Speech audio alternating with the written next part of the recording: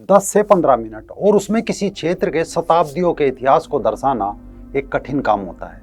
यानी 1 मिनट में किसी के सामने 100 साल का इतिहास रखना, वो भी उस स्थिति में जब किसी क्षेत्र में जंग का साल दर साल का इतिहास रहा हो। फिलहाल मिडिल ईस्ट सुलग रहा है, कभी आग बनकर, कभी धुआं बनकर, तो कभी चिंगारी बनकर।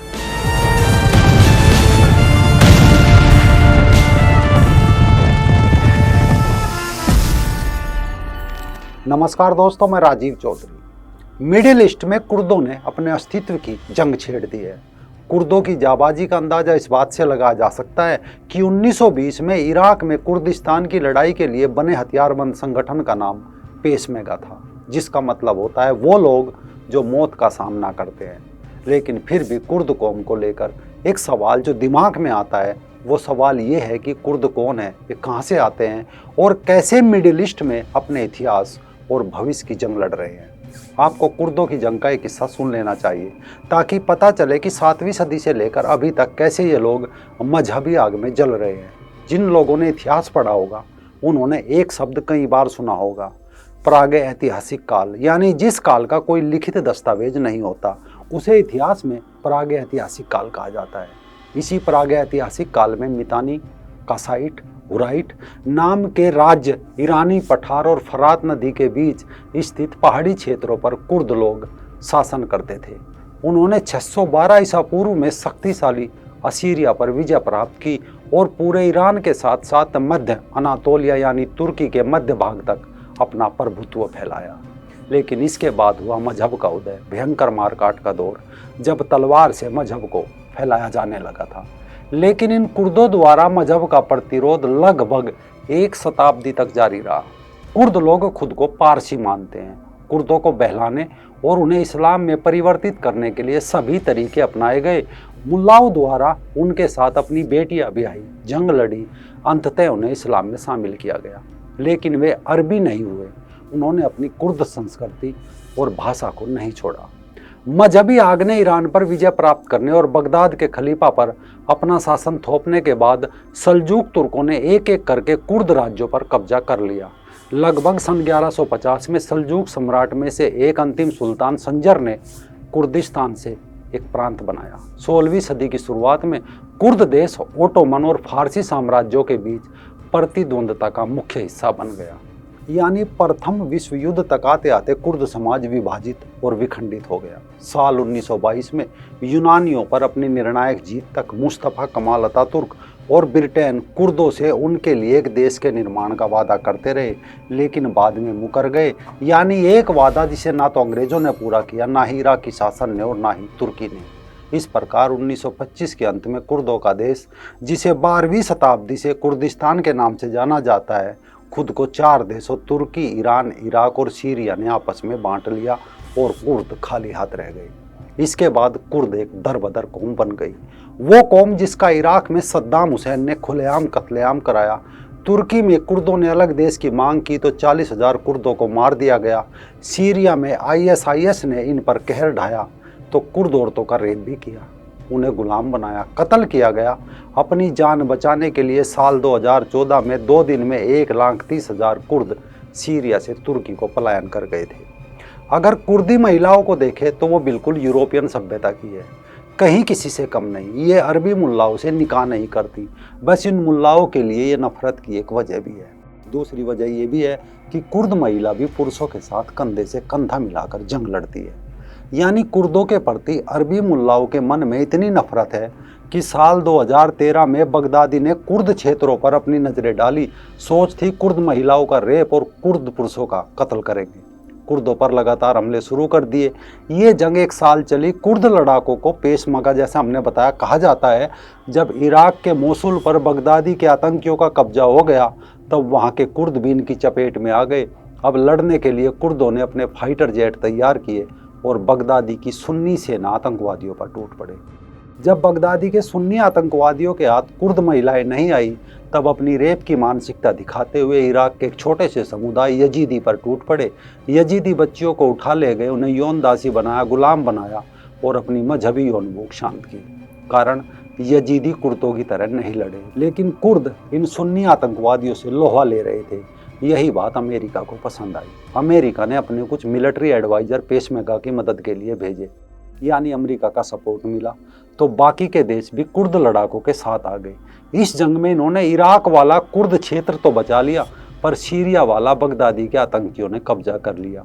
ये सब इस्लाम फैलाने के नाम पर किया जा रहा था। सीरिया वाला कुर्द क्षेत्र पूरा तहस नहस कर दिया गया। कुर्दों को उम्मीद थी कि तुर्की उनकी मदद को सामने आएगा, लेकिन कुर्दों को तो तुर्की से होकर हथियार और खाना भी नहीं ले जाने दिया गया। सीरिया सीमा से बटा कोबानी बॉर्डर बंद कर दिया गया। तुर्की और बगदादी के आतंकी सेना के जुल्मों ने कुर्दों का इस्लाम से मोहभंग करने वाला काम किया। तभी खबर आई साल 2014 में कि 10,000 से ज़्यादा कुर्द युवाओं ने पारसी धर्म को अपना लिया। फिर एक जोरदार हमला किया। जनवरी 2015 में कुर्द फौज ने कोबानी पर कब्जा कर लिया। उसके बाद अमेरिका की मदद से बगदादी के यौन पिपासु आतंकवादियों पर हमले करते रहे। नतीजा तुर्की के बॉर्डर से लेकर बगदादी की राजधानी रक्का तक के इलाके पर अपना प्रभाव जमा लिया। तुर्की की आबादी में 20% कुर्द है, पर तुर्की से कुर्द की पुरानी दुश्मनी है। तुर्की के लोग इनको पहाड़ी तुर्क कहते हैं कुर्द वुर्द कुछ नहीं होता, ये तो पहाड़ी तुर्क है। इनके साथ बड़ा भेदभाव किया, यहाँ तक कि इनके रखे नाम और कपड़े भी तुर्की समाज में बैन कर दिए गए। आज सीरिया, ईरान, आर्मेनिया, इराक, तुर्की, इन देशों में कुर्द अपनी लड़ाई लड़ रहे हैं। लेकिन सवाल है कि कुर्दों का अलग देश कब बनेगा। दरअसल इतने देशों में बटे कुर्दों का कोई एक केंद्रीय संगठन नहीं है। अलग अलग देशों में अलग अलग संगठन कुर्दिस्तान के लिए लड़ रहे हैं, लेकिन इनके आपस में मतभेद है। इन लोगों को अलग हुए 100 साल से अधिक हो गए। इस वजह से इनके लीडरों के अपने स्वार्थ पैदा हो गए। तुर्की में मौजूद कुर्दिस्तान वर्कर्स पार्टी PKK इनका सबसे बड़ा संगठन है, जो विचारधारा से कम्युनिस्ट है और गुरिल्ला लड़ाई लड़ रहे हैं। सीरिया में स्वायत्त राज्य बनाने के लिए YPG समूह लड़ रहा है और इसको अमेरिका से समर्थन हासिल है। लेकिन नेटो देशों का सदस्य होने के कारण तुर्की में मौजूद कुर्दिस्तान वर्कर्स पार्टी को अमेरिका भी आतंकी गुट मानता है। कुर्दों को इराक के ऊपर पश्चिम में एक स्वायत्त राज्य मिला हुआ है, जबकि तुर्की के दक्षिण पूर्व में स्वायत्तता की मांग करते रहे हैं। सीरिया के उत्तर पूर्व में अपना शासन चला रहे हैं। ईरान के उत्तर पश्चिम में भी कुर्द है, लेकिन वहाँ कुर्दिस्तान के लिए कोई बड़ा आंदोलन अभी तक नहीं चल रहा है। दूसरा, कुर्दिस्तान को लेकर सबसे बड़ी लड़ाई सीरिया तुर्की की सीमा पर मौजूद PYED और YPG संगठनों ने छेड़ी है। तुर्की में इस समय 2 करोड़ कुर्द लोग रहते हैं। तुर्की PKK के तरह ही PYD और YPG को भी अपना दुश्मन मानता है। अब इसमें एक अमेरिका का खेल समझिए। अमेरिका का कहना है कि वो IS के खिलाफ जंग जीत चुका है। अमेरिका की वजह से अब तक PYD और दूसरे संगठनों को सुरक्षा हासिल थी, लेकिन उसके चले जाने के बाद तुर्की आराम से कुर्द YPG का सफाया कर सकता है। लेकिन साथ ही ये भी कहा कि अगर उसने ऐसा किया तो वो तुर्की को आर्थिक रूप से तोड़कर रख देगा।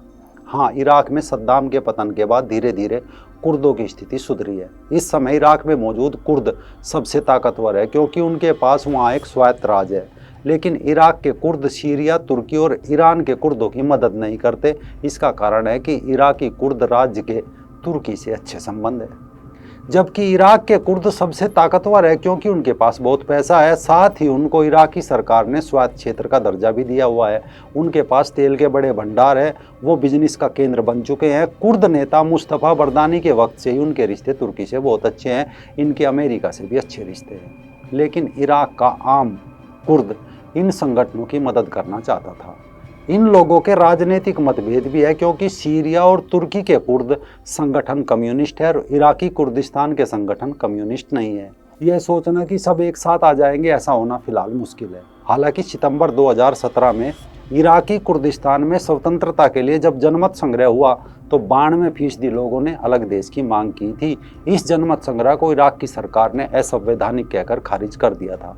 इसके बाद इराक ने कुर्द क्षेत्र में सुरक्षा बल तैनात कर दिए गए थे, जिसके बाद इस मुद्दे को बातचीत से सुलझाया जा रहा है। हाँ, अमेरिका ने जब उत्तर पूर्वी सीरिया में IS को ख़त्म करने के लिए कुर्द संगठन YPG की मदद ली, तो इस कुर्द संगठन को लगा कि उसके लिए अलग देश का सपना अब जल्द पूरा हो जाएगा। अमेरिका ने YPG की पैसे और हथियारों से मदद की और इस संगठन ने IS को हराने में अमेरिका की पूरी मदद भी की। वहीं YPG के साथ सुरक्षा अभियान चलाने पर तुर्की अमेरिका से नाराज हो गया था।